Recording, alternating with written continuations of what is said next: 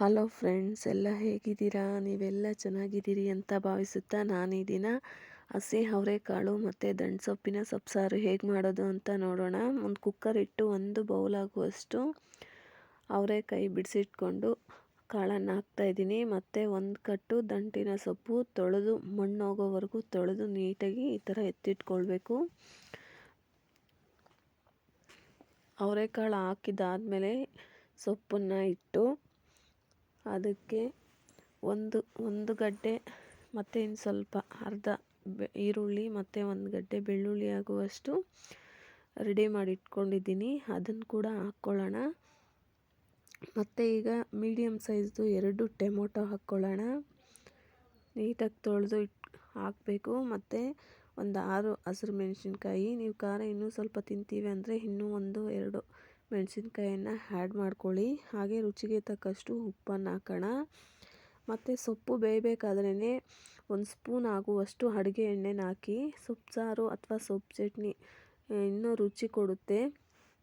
ಸೊಪ್ಪು ಬೇಯುವಾಗೆ ಆಯಿಲ್ ಹಾಕಿದರೆ ಇನ್ನೂ ಸ್ವಲ್ಪ ರುಚಿ ಕೊಡುತ್ತೆ. ಹಾಗಾಗಿ ನಾನು ಅಡುಗೆ ಎಣ್ಣೆನ 1 ಸ್ಪೂನ್ ಆಗುವಷ್ಟು ಹಾಕ್ಕೊಂಡಿದ್ದೀನಿ. ಯಾರೆಲ್ಲ ವಿಡಿಯೋ ನೋಡ್ತಾ ಇದ್ದೀರಾ, ಪೂರ್ತಿ ವಿಡಿಯೋ ನೋಡಿ ಸಬ್ಸ್ಕ್ರೈಬ್ ಮಾಡಿಕೊಂಡು ಸಪೋರ್ಟ್ ಮಾಡಿ ಅಂತ ಹೇಳ್ತಾ ಈಗ 1 ವಿಸಿಲ್ ಬರೆಸ್ಕೊಳ್ಳೋಣ. ನೋಡಿ, ಸೊಪ್ಪು ಬೆಂದಿದೆ. ಈಗ ಇದರಲ್ಲಿ ಕಾಳನ್ನು ಕುಕ್ಕರಲ್ಲೇ ಬಿಟ್ಟು ಸೊಪ್ಪು ಮತ್ತು ಈರುಳ್ಳಿ, ಟೊಮೊಟೊ ಇದೆಲ್ಲ ಏನು ಹಾಕಿದ್ದೀವಿ ಇದನ್ನೆಲ್ಲ ಒಂದು ಬಟ್ಲಿಗೆ ತೆಗೆದಿಟ್ಕೊಳ್ಳೋಣ, ಸಪ್ರೇಟ್ ಮಾಡೋಣ. ಅವರೆಕಾಳು ಕುಕ್ಕರಲ್ಲೇ ಇರಲಿ. ನೋಡಿ, ಟೊಮೊಟೊ ಎಲ್ಲ ಬೆಂದಿದೆಯಲ್ಲ, ಇದನ್ನು ನೀಟಾಗಿ ಒಂದು ಸಪ್ರೇಟ್ ಮಾಡ್ಕೊಳ್ಳೋಣ. ಇದು ತಣ್ಣಕ್ಕಾಗಬೇಕು, ಆರೋದಕ್ಕೆ ಬಿಡಬೇಕು. ನೋಡಿ, ಈಗ ಸಪ್ರೇಟ್ ಮಾಡಿಕೊಂಡು ತಣ್ಣಕ್ಕಾಗೋದಕ್ಕೆ ಬಿಡೋಣ. ನೋಡಿ, ಈ ಥರ ಸೊಪ್ಪು ಸಾರು, ಸೊಪ್ಪು ಚಟ್ನಿ ಮಾಡ್ಕೊಳ್ತಾ ತಿಂತಾಯಿದ್ರೆ ತುಂಬಾ ಚೆನ್ನಾಗಿರ್ತಾ.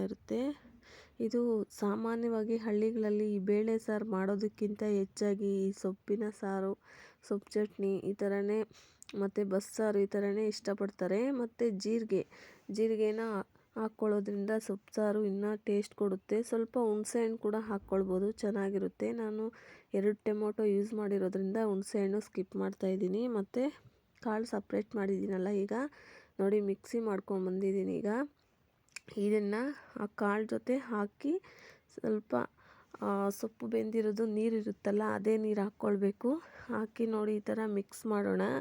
ಈಗ ಅಕಸ್ಮಾತ್ ಉಪ್ಪು ಸಾಕಾಗಿಲ್ಲ ಅಂದರೆ ಈಗ ಆ್ಯಡ್ ಮಾಡ್ಕೊಳ್ಳಿ, ಗೊತ್ತಾಗುತ್ತೆ.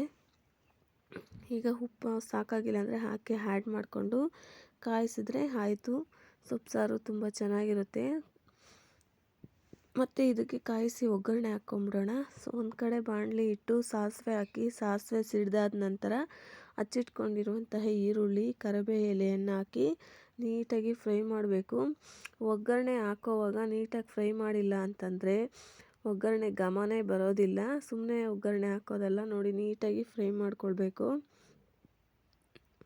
ನೋಡಿ, ಈ ಥರ ನೀಟಾಗಿ ಫ್ರೈ ಆಗಿದೆ. ಈಗ ಇದನ್ನು ಸೊಪ್ಪು ಸಾರು ಕಾದಿದೆಯಲ್ಲ, ಅದಕ್ಕೆ ಒಗ್ಗರಣೆ ಮಾಡ್ಕೊಳ್ಳೋಣ. ನೋಡಿ, ಬಾಣಲಿಯಲ್ಲಿ ಸ್ವಲ್ಪ ಆಯಿಲು ಮತ್ತು ಇರುತ್ತಲ್ಲ, ಅದಕ್ಕೆ ಸ್ವಲ್ಪ 1 ಸೌಟಿನ ಸಾರು ಈ ಬಾಣಲಿಯಲ್ಲಿ ಹಾಕಿ ಮಿಕ್ಸ್ ಮಾಡೋಣ. ನೋಡಿ, ಈಗ ಇದರಲ್ಲಿದ್ದು ತೆಗೆದು ಕುಕ್ಕರಲ್ಲಿ ಹಾಕೋಣ.